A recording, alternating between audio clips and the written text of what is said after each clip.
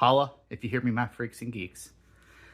Today, we're going to be talking about last night's Royal Rumble, what my opinions on it are, and my overall rating of it. So, before I get into that, can I ask you to smash that thumbs up and subscribe to the channel? Right now, we're trying to get to 100 subscribers. So, let's get into it.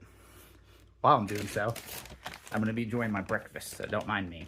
But, talk about the first match on the card. The first match was the 30 Women's Rumble match. And that, chef's kiss.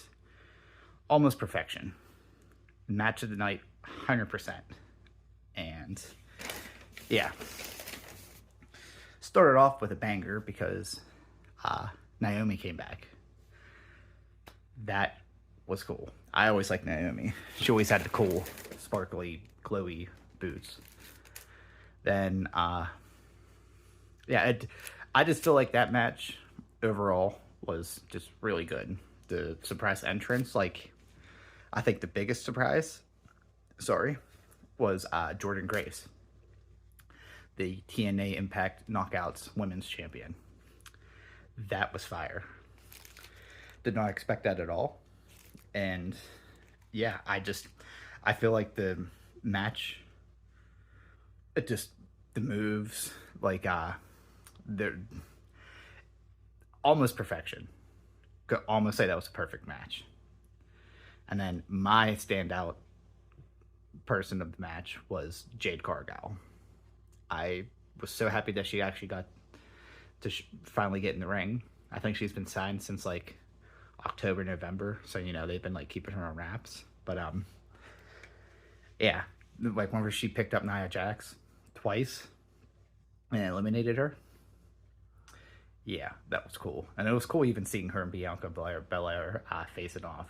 That was the women's match was top from bottom was just so good.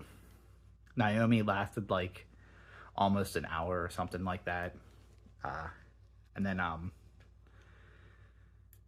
who else was like good? I mean, obviously the winner, and spoiler alert, I should probably say that ahead of time, so I'm glad I didn't give out anything. But if you haven't watched it yet and you're watching this video, pause, go watch the Rumble so you don't get spoiled. Don't say I didn't warn you. But the women's winner was Bayley. I kind of called it once it was like the final four, because I didn't think that they'd have Bianca winning again. The final four was Jade Cargill, which that would have been something else if they had her on her debut winning the Rumble match. I honestly would have been really happy with that, because then she could have, I feel like she would have challenged Rhea Ripley. Liv Morgan, Bianca was the fourth, and then Bayley, obviously, and she was the winner. But I think Bayley deserved it, and that's going to lead up to a good match between her and Io Sky. But yeah, overall, I'd rate the women's Rumble match like I'd give it a solid 9.5 for sure. My only like gripe with it, you could kind of tell that Naomi was a little bit rusty. Like she was like not super botching, but like she was definitely botching some of her moves. And I mean, other than that, like I like the whole like Jordynne Grace and Bianca like exchange was pretty cool. And I think that was cool that like the way she got eliminated, but was by like WWE's like one of their top women stars in Belair. So that was cool. Now for the second match on the card, the Fatal 4-Way. And disappointing, it's not even the word for it. I mean, first of all, how are they going to let the U.S. Championship match go on after the WWE Championship match? A little weird to me. So, yeah, the Fatal 4-Way, it wasn't bad. What I was hoping was going to happen was, hoping that The Rock was going to come out, cost Roman the match. Then that would lead to their bout at WrestleMania. You could still have Cody finish his story. You could have The Rock versus Roman. and crown a new champion. And I was kind of, if they were going to go about that route, I was probably, I actually think it would have made most sense for Randy to win the title, because then it would be fitting for Cody to finish his story against Randy, his mentor from Legacy. But an obvious, just the regular old how Roman always wins. Solo Sikoa comes out, cost, I think, Randy the match, because Randy had everybody RKO'd. And yeah, disappointing. It was just kind of obvious. So I'd rate that like a 7.0. Then, yeah, I'd rate that about like 7.0. Then the third match of the card, the U.S. title match between Logan Paul and Kevin Owens. Actually, it was pretty, like, it was a sleeper match. Like, I went into that not really expecting much. I thought it was actually going to be a lot shorter than it was. But, yeah, from, bottom to finish, it was okay paced. Logan Paul, I think, is definitely getting better in like the ring. He's just a pure athlete, and you can't ever take anything away from him for that. And yeah, let me take a bite of my sandwich real quick because I'm really hungry.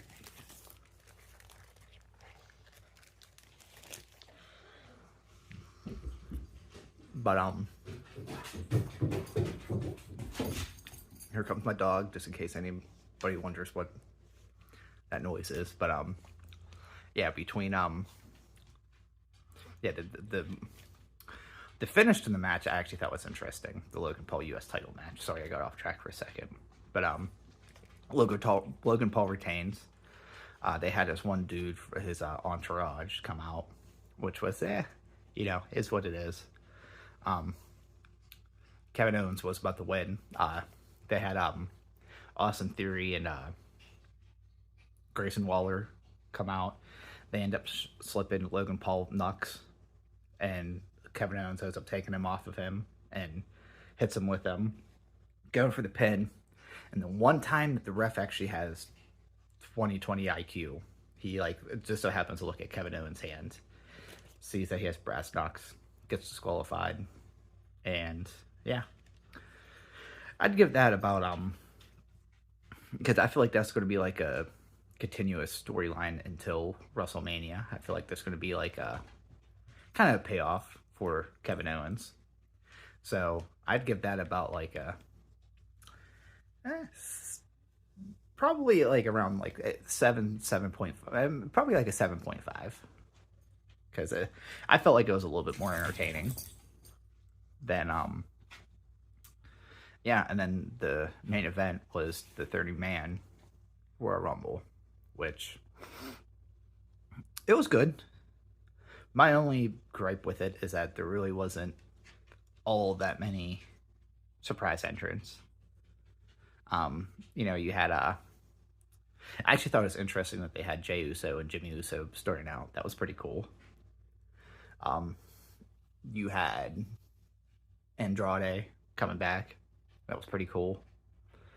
Unless I'm missing something, I can't really think of like anybody, like any other like significant like surprise entrance or anything, which really wasn't. Like, one thing that I felt was a waste was Pat McAfee coming out, because he comes out, or he didn't even come out because he was a guest commentator the entire show. So he enters a ring, Omos and Braun Breaker are like staring him down.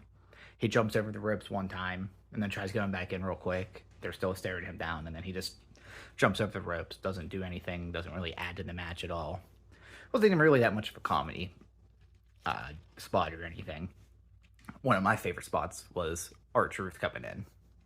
Oh, let me backtrack to the women's match, because that was funny. R-Truth comes out to the women's match and thinks it's the man's match, goes in the ring, and he's like, what's going on? He gets thrown out immediately. That was funny. R-Truth is comedy gold. Hold on, dogs messing everything up.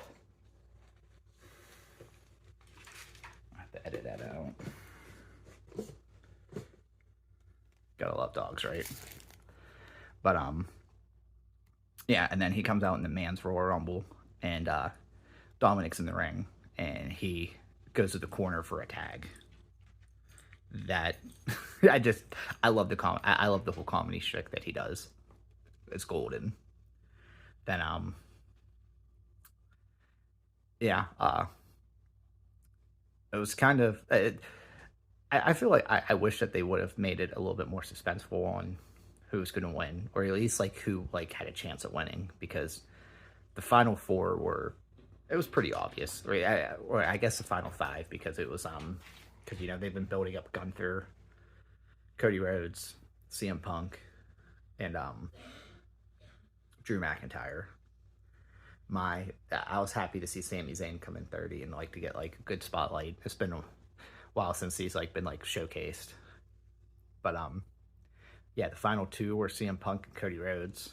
It was, again, like, you could call it out, and I wanted CM Punk to win, but I also I'm happy that we got a back-to-back winner, Cody Rhodes. That was cool. But yeah, I don't want to say that the match was disappointing. It was just one of my favorite features of the match is seeing the X Legends coming back from, you know, just for like the one-offs. Like, I was hoping like everybody was speculating that X-Pac was going to come back. That would have been cool. Everybody was speculating that I don't know, like it just I feel like they could have done a lot more. But the wrestling in the match was superb nonetheless. We got I'd give the men's Rumble match itself like a I'd give it like an 8.0, 8.5. You know, not great by any means, but it definitely wasn't bad. But overall, though, I'd give the whole pay-per-view, top to bottom, about probably like an 8.0-ish. You know, was it the best Rumble pay-per-view, but it by no means was the worst either. You know, we're hopefully going to see Cody finish his story, which I could see them making it be a big swerve, and he doesn't even get to finish his story in the long run, but we'll see.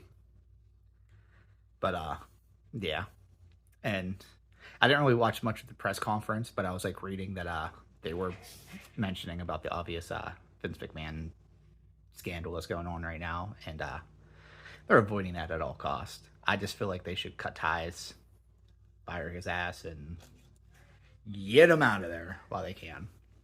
He doesn't deserve to, you know, like, in one sense, you, like, you know, being like especially from the Attitude Era, you know, you loved Vince, but it comes out that that persona and that character of his wasn't just a character. You know, he's a piece of shit taking advantage of pervert, and he's going to get what's coming to him. So, yeah, but that's my take on the Rumble. Like I said, I would give it about a 8.0 in total. Should you go back and watch it? If you haven't, if you've stayed this long, you know the spoilers at least. But at the very least, the Rumble matches are always worth going to watch at the very least. I mean, the Fatal 4-Way was, it was what it was. Not the worst Fatal 4-Way match I've ever seen, but definitely not the best by any standards. And the U.S. title match was, you know, the one good thing about it being the second main event on the card was that, you know, I like one for the secondary titles get like showcased, and especially the U.S. title, because I've always been a WCW guy, and it's cool that the title still even exists to this day. So yeah, I'd say go back and watch it, especially like, you know, if you're still big into wrestling and everything, like, it's worth watching. And it was especially worth it for me and my wife because we got WrestleMania tickets. That's WrestleMania season, baby. Woo! Yeah! So, oh yeah, I'm definitely going to be paying a lot more attention now, especially since, like, again, My main reason why I had to get tickets for WrestleMania this year, I mean, I've always wanted to go. It's been like one of my dreams. But my biggest thing was that the first event that I could remember watching was WrestleMania 15. It was in Philly. I'm an Eagles fan. I've been to Lincoln Financial before, and I think it's a beautiful stadium. So it's going to be nice to go back. And yeah, it's going to be nice. But yeah, and I'll be for those who watched my Prime video. Sorry that I didn't get to live stream it. My kid was sick, not feeling good, and it was his first Rumble he wanted to watch. That, you know, like he just got into wrestling over the last like 3 months, and I wanted to focus more on like watching it with him than, you know, like watching it with you guys. So I'm sorry about that, but I'll be doing more like wrestling content for like what I think is going to happen. And I'm even going to start doing some top 10 lists. I know I've been saying that for those of you who've been subscribed for a while now. I just, working 50 hours a week, you need to find time to do this, and I'm going to start doing it. I need to start pushing myself. So, yeah.